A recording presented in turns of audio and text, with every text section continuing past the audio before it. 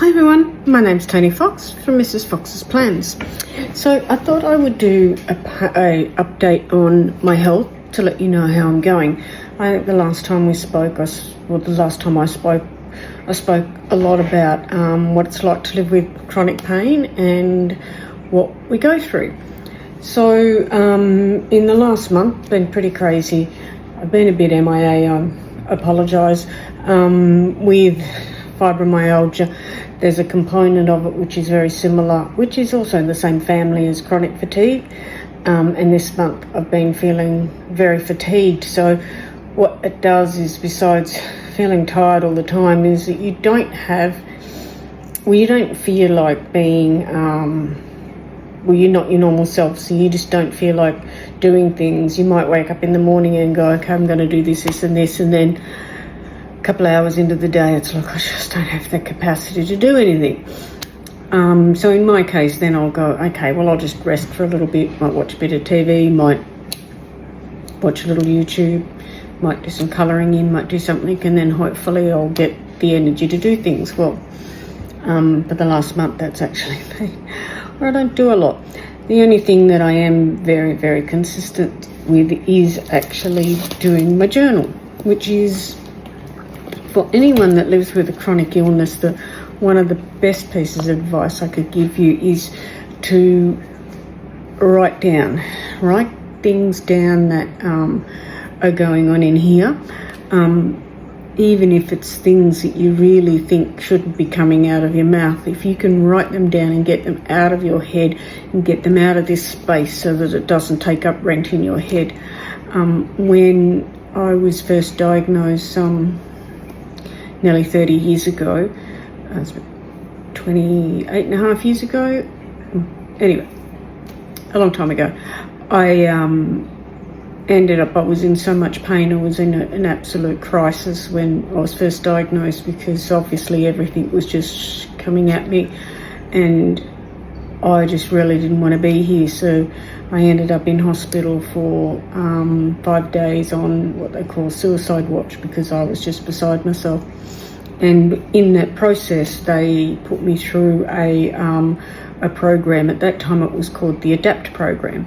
And the ADAPT program was designed to, obviously, it dealt with your mental health. So there was a psychiatrist support, there was physiotherapy support, occupational therapy, and all of those type of things. There was a whole bunch of therapies, and you had to do it as a 3-week inpatient program. So during that program, one of the biggest highlights that I took away is to journal, to write down your deepest, darkest thoughts. So even if they're things that, as I said, you don't want to come out of your mouth, or you can't talk to someone, even talking to a therapist sometimes, or I don't know if you just saw that big fly. There's a fly in here. Talking to a therapist about it may seem like I don't really want those words to come out of my mouth, because then they may seem real. I learnt that a journal was actually the place that I could get those things out of my head. I could say how I'm feeling. I could say how I felt like I was a burden to my family, which I did. And I still do tackle those thoughts, because I feel like I robbed my children of their mother, because when I was first diagnosed, I had a 10-month-old baby and a 2.5-year-old son that needed my time, and I was not capable. And they've had to grow up with a mother that is always unwell, always. It, went from one crisis to another.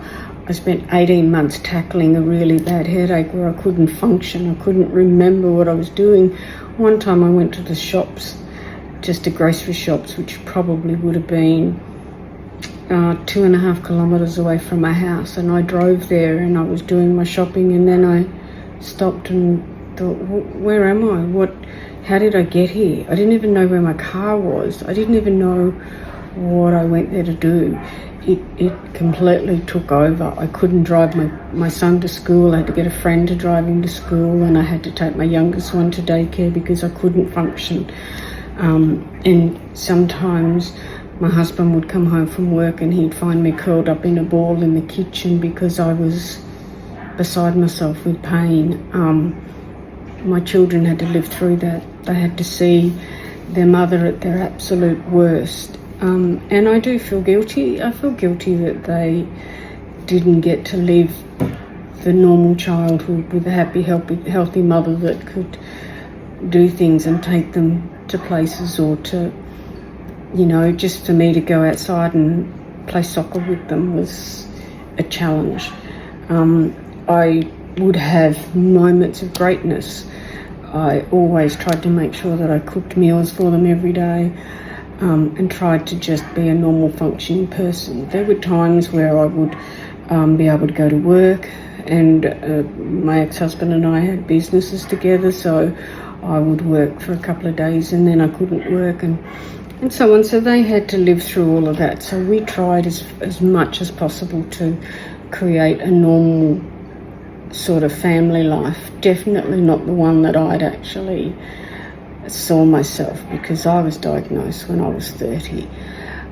So I was quite young, and obviously as time progressed and my disease deteriorated and I had to have surgery, like they went through all the major operations. I've had 42 operations, so they've been through all of it. Now, when I go into hospital, half the time I don't even tell them, because they're so used to me being there, and they call it my home away from home, so they don't even see,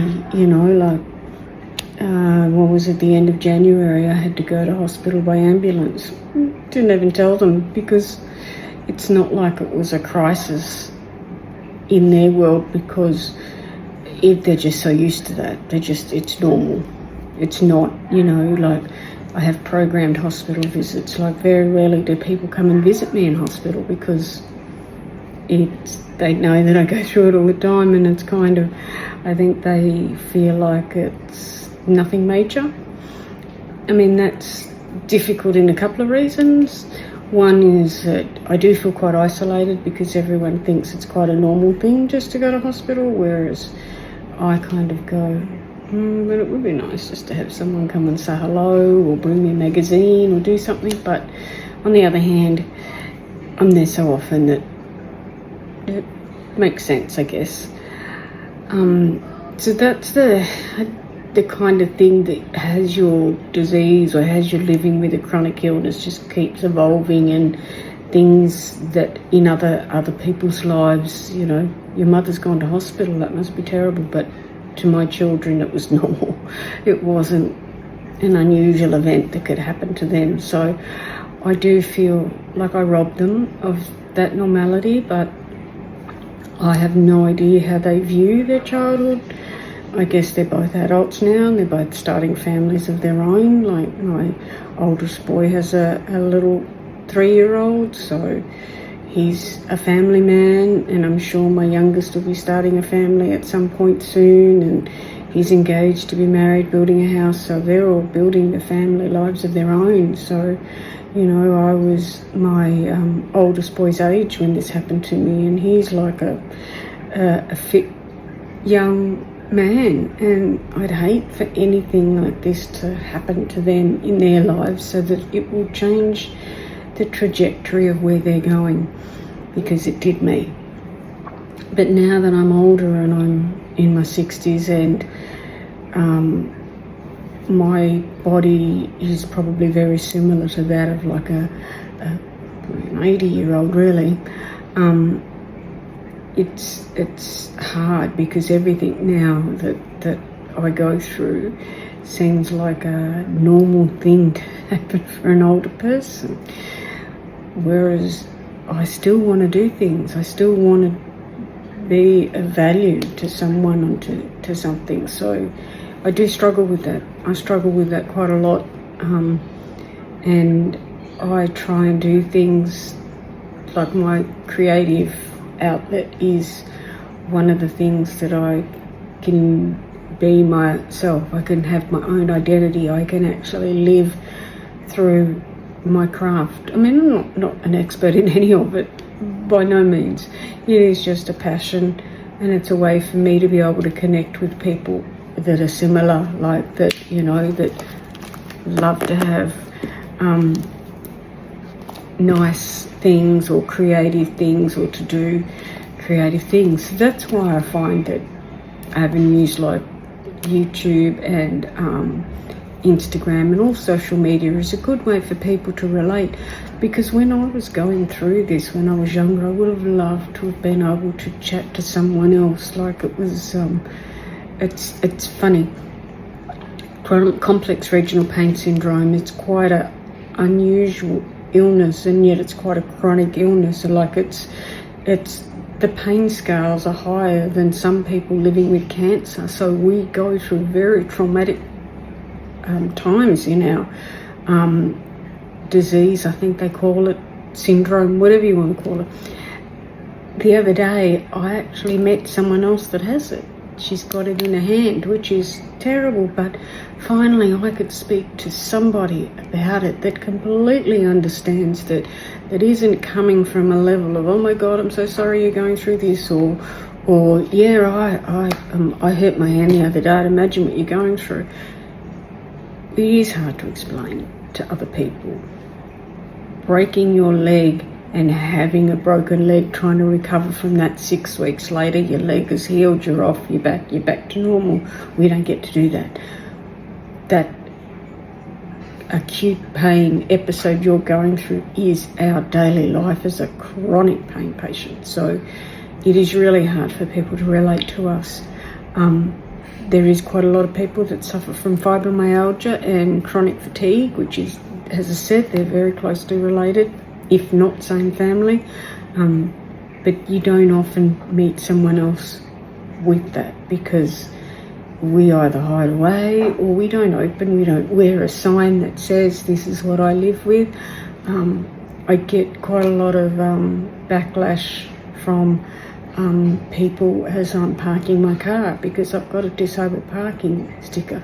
Yet you look at me here and you go, what's wrong with you? There's no disability, I can't see anything, you've got 2 legs, you've got 2 arms, you don't wheelchair. Sure, you've got a walking stick, or you might have a walker, but come on, you're fit and healthy, why are you doing that? Little do they know what we've had to go through to either have that shower, get dressed, get out of the house. And they just don't understand that now I've got to think to myself, I've got to go to Target and I've got to go to Coles, okay, I need to do a lot of walking, or I've got to do one or the other, I can't do both, or I've got to park here because it's closer to this shop and I need to go there. So we have to think through that and go, okay, I need to park as close as possible because I've only got this much energy, this much power in my legs. So you can't see that because I'm not wearing a badge that's telling you that's what I've got. I feel like I need to have a t-shirt saying I can only walk 10 metres. I can only walk 5 metres. Oops, today I can only walk here and there. I feel like having a shirt like that, so then you can see what I'm going through. But I don't want to wear that. I don't want to be seen as that person. I want you to see this and not judge what's going on and not criticise what's going on, because you've got no idea. You don't know. You don't live in my skin. You aren't me. And I have found, I don't know why, but the elderly seem to be the worst. They seem to be the rudest. It's almost like a disabled parking spot should be a senior parking spot. You can't be disabled, you're too young. So rude. And I mean, if there's anything I can give you is, don't judge a book by its cover. And I mean, it's one of the things that we try not to do in life, is don't judge someone because, oh, you look okay, you should be fine. You have no idea what they're going through, no idea what's going on. And if you can't see it, doesn't mean it's not there. If you can't see that today I can walk, tomorrow I may not be able to. So you can't judge what I'm doing and why people are there. And that's what upsets me, is when people do pass these judgments, and they do. Like, I've had people egg my car.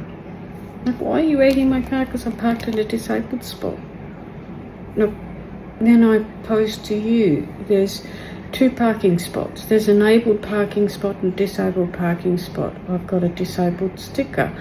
Yet do I then park in the abled spot to allow someone else park in the disabled spot? But then you're saying to me I'm taking an abled person body spot. Yet I could be here. So there's 2 ways to look at that. So I just get, it's a battle that we have to deal with. And I've had a disabled parking sticker for 25 years. So I used to be a lot younger, so I've had it for a long time, because that's how long it's been that I've had this inability to be able to walk far. So it's just one of the things that we deal with. So, I mean, where am I at today? So, as I said, in the last month, I've been dealing with a lot of things. My knee, I actually dislocated my hip back in January, hence the reason I had to go to hospital by ambulance. And so what the aftermath of that is now, I've got to be very careful getting in and out of the car. So what happened was my metal hip dislocated and came back in. So then everything around it got angry, and then there was a fluid leak into the front part of my hip, and that fluid collection is what was causing a lot of pain, besides the fact that the muscles were aggravated by pushing my hip in and out, and that's why there was a lot of pain. So the aftermath of that is, now that that's happened once, it could potentially happen very easily again. So just getting up and twisting under load can hurt, like just getting up out of this chair can happen. So I've just got to be very conscious of that. So there's that happened. We had a full body bone scan to check to make sure that the actual hip replacement wasn't damaged and there was no bone degeneration, because hip replacement gets drilled into your bone, so they wanted to make sure that that was still all okay. It turns out, yes, it's all okay. So I had to go through that. I've made a decision with my knee not to remove the cyst, but the fact that they burst the cyst has stopped the pressure on the nerves. So unless the cyst regrows, his surgeon said he doesn't want to touch it at the moment, so that's a good thing. And then I've had to have an ultrasound in my hand to find out whether or not there's anything I'm going to do about that. I hope not, because they're saying that whatever's going on is going on underneath the knuckle, but I really don't want to have surgery on my hand because craft is my therapy, so I'd hate for that to happen. And then the last horrible thing, which I hope and fingers crossed, I've had I think about 12 skin cancer removed, and luckily they're all SCCs and BCCs, because I'm a baby boomer and we grew up in the era where sunbaking was the thing. So obviously, and being fair skin, a lot of skin damage, but I had a spot on my leg which I've been monitoring, and it came in November and it's just got bigger and bigger and worse, and now it's changed colour. It's the first time my skin specialist has said to me she's suspecting melanoma with this one, so fingers crossed. I had the biopsy done on Tuesday and I'll get the results next Thursday, so fingers crossed that isn't. If it comes, so she just did a scrape biopsy to quickly send it away. I just went there for my skin check and she did it straight away. She wouldn't even let me leave the surgery, and I'm booked in. I've got another 4 punch biopsies on my back, which are BCCs, so fingers crossed we'll find out. So if it comes back that it is, the good thing is it's only young and I noticed it, so then that just means they're going to have to cut out around it. That's the worst case scenario. I think I've not had the risk of a melanoma before, always BCCs, and they just get in, get clear margins, get out. So that's going on at the moment, so I'll get those results next week. As far as anything else, the only other thing I've got going on is I've booked my pain procedures in. And what are pain procedures? Well, I have a series of 4 injections in my spine, and what they're designed to do is to try and deaden the nerves in certain areas of my spine, which obviously all relate to your lower spine and then down into your legs. And then the last one, I have stay in the hospital for a week and have a ketamine infusion. And what that does is actually, I don't know if I've spoken about this before, but the ketamine infusion is to reset your medication, your S8 drugs, which are your morphines, your oxycodines, all of the S8 drugs that you need, the narcotics for the pain, and lets them set them so that they start working again. Because at the moment, my increase in narcotic intake, besides my pain patch, normally I take 2, most 4 a day, but when it starts getting up to having to need to take them 3 times and 4 times a day, that means that they're not working properly anymore and my pain is escalating. So then we go and we need to reset the drug so that it gets back down to needing only top up once or twice a day. So that's all booked in. That will happen over the next few months. But other than that, I think I'm feeling mentally okay. Things are doing okay. Today's a good day. Had 9 hours sleep last night, which is a blessing. But I just thought I'd update you when I'm feeling great for a change, instead of coming on when things aren't great. And as I said, one of the biggest things that is great for me is every morning I get up and I have a cup of tea and I sit down and I just write in my journal. So just being able to write down how I felt about yesterday, how I feel about today, what I'm going to do for the day, what my thoughts are for the day, it's like a release. So anyone that has any sort of chronic illness or mental health or anything, anyone really, doesn't really need to be anyone that's suffering any chronic. I think it's really good. It clears your head, gets out all of those intrusive thoughts that's going on, and gives you a chance to put them on a piece of paper, because once they're here, they're gone. They've left you. I mean, it could even be a to-do list dump. In the morning you sit down and you go, I've got to do this. Then it's out of here. It's no longer taking up space in here. It's now down on a piece of paper. You can see it. You can cross it off when you've done it. All those things. So that's one of the biggest things that I use my journals and analog paper for. So that's definitely worked so well for me. So much so that I don't know if I've spoken to you guys about this before, that I wrote a book. When I spoke earlier in the piece when I was talking about when I was in the ADAPT program and journaling was part of the therapy they spoke to me about. That's when I started my book. So it wasn't intent to be a book, but it was the beginning of my journal. And in that I used to write, and I have written down going through all of my major surgeries and how I felt like day 1 post-op, blah, blah, blah. And I now have a book which I've called Pain, What Is It Good For? And I do want to publish that book. I do. It's 80 A4 pages long, so it's quite an extensive book. It's very personal, and I don't know if it will help people, but it starts my journey from the beginning till